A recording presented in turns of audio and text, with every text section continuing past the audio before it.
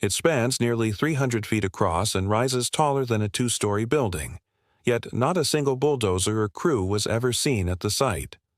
Why? Because one man, just one farmer, built the entire dam with his bare hands. No engineers, no government aid, just grit, stones, and an unshakable will. This is the incredible true story of Raghunath, the farmer who built a dam alone. In a remote village nestled at the edge of a parched plain in central India, where a summer sun turned soil to dust, and monsoons played a cruel game of promise and retreat, lived a humble farmer named Raghunath.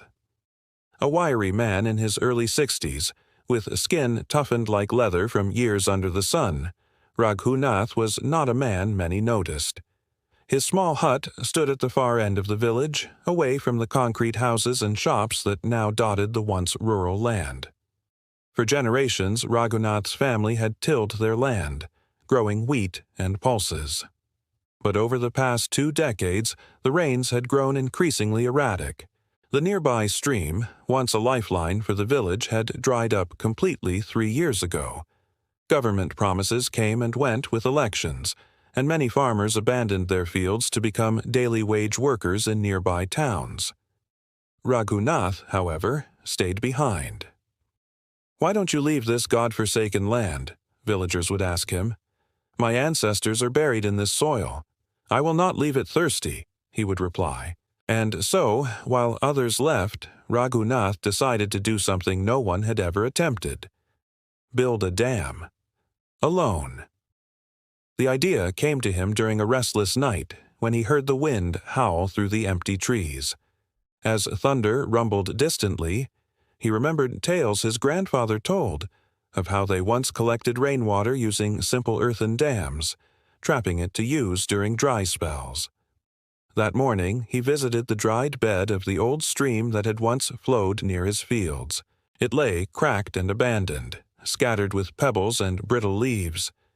He stood there for hours, measuring the land with his eyes, tracing invisible lines in the air. And then he returned to his hut and began drawing. The villagers mocked him. "You'll kill yourself with this madness," said Dinesh, a shopkeeper. "This is government work. You need machinery, laborers, permissions."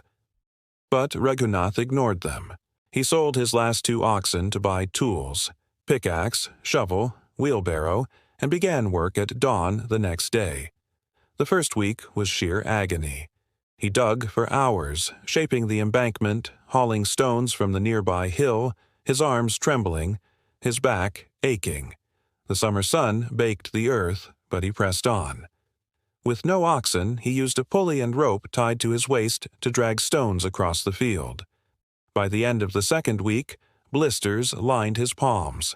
By the end of the month, he had cleared a small trench and began laying a foundation with heavy rocks. Every evening, children would gather to watch him in silence. Occasionally, a few of them would hand him water or cheer him on. He never asked them to help.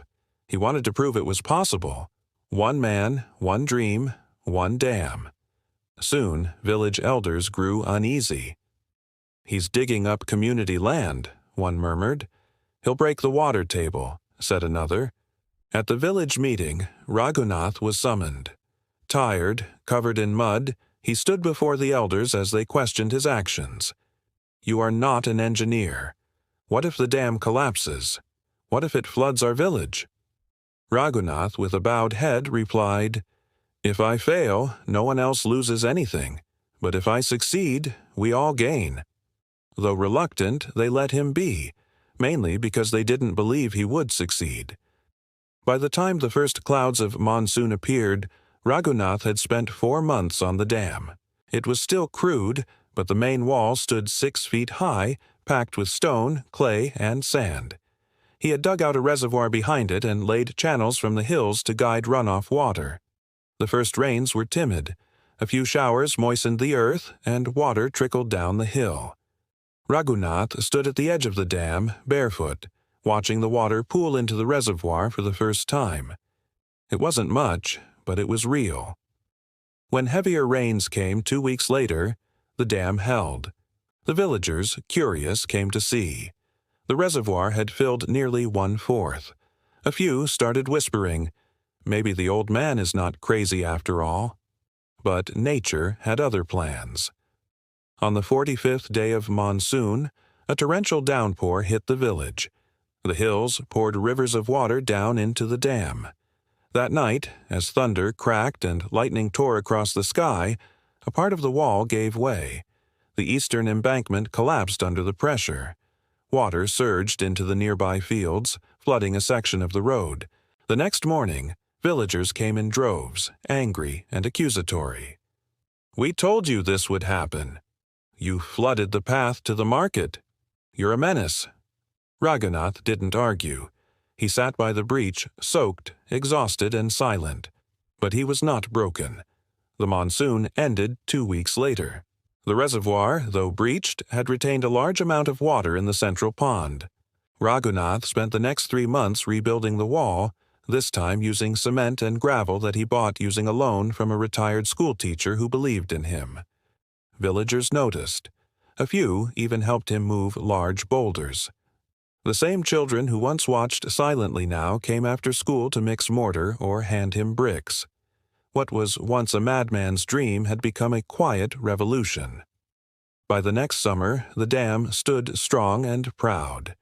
Water from the previous monsoon had remained, sustaining crops through a dry season.